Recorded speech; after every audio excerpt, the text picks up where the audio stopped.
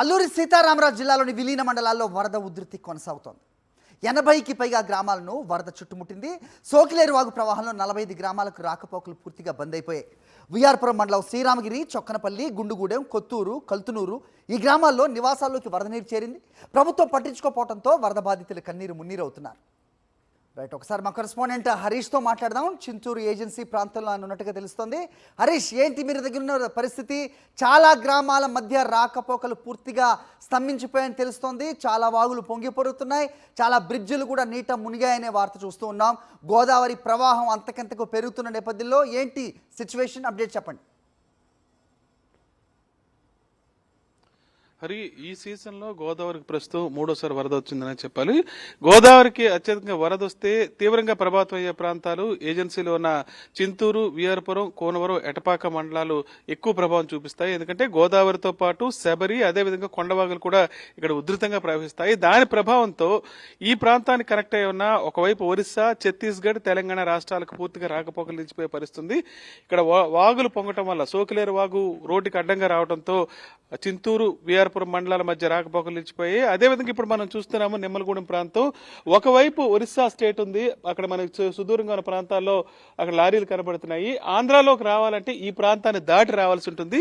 ఇక్కడ పూర్తిగా శబరి ప్రభావంతో శబరి భారీగా ప్రవహించింది. దాంతో ఈ ప్రాంతం అంతా నీట మునిగింది. మధ్యలో కొన్ని వాహనాలు కూడా నిలిచిపోయాయి. ఈ వరద నీటి ప్రభావంతో ఎక్కడికక్కడ నిలిచిపోవాల్సి వచ్చింది. అకస్మాత్తుగా వరద రావడంతో దారిలోనే నిలిచిపోయిన పరిస్థితి ఏర్పడింది.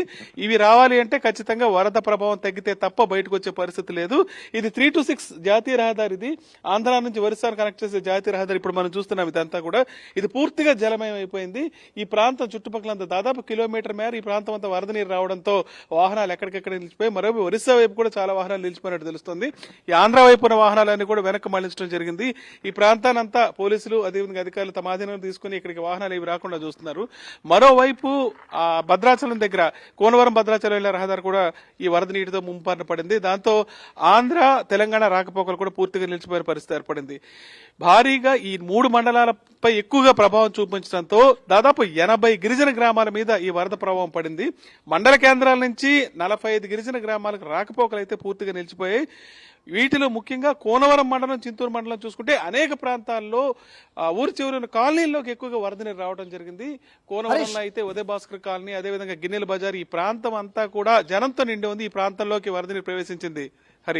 హరీష్, మీరు నించున్న ప్రాంతం ఒకసారి చూపించండి. అదే రహదారని చెప్తున్నారు. సో పూర్తిగా మీ తర్వాత మొత్తం కూడా నీట మునిగిన పరిస్థితి మనకు కనిపిస్తోంది. సో ఎప్పటికల్లా సాధారణ పరిస్థితులు నెలకొనే అవకాశం ఉంది? అధికారులు ఎవరన్నా అక్కడికి వచ్చే సమీక్ష జరిపారా? అలాంటిది ఏదైనా జరిగిందా? హరి, ఇది ఇప్పుడు మనం చూస్తున్నాము. ఇది 326 నేషనల్ హైవే 326 ఆంధ్రాకి ఒరిస్సాకి కనెక్టివిటీ ఉన్న రోడ్. ఇది ఈ జాతీయ రహదారి గుండానే ఆంధ్ర నుంచి వెహికల్స్ అన్ని కూడా రవాణా వాహనాలు అన్ని కూడా, అదేవిధంగా అక్కడ పరిసర ప్రాంతాల్లో ఉన్న గ్రామాల నుంచి కూడా ప్రజలు ఇదే రోడ్డు మీద రావడం జరుగుతుంది. ఇప్పుడు ఈ ప్రాంతం మొత్తం కూడా జలమయం అయిపోయింది. మనం చూస్తున్నాము ఈ వాహనాలు వెళ్లే రోడ్డు కూడా పూర్తిగా జలమయం కావడంతో కనీసం అక్కడ రోడ్డు కూడా కనిపించే పరిస్థితి లేదు.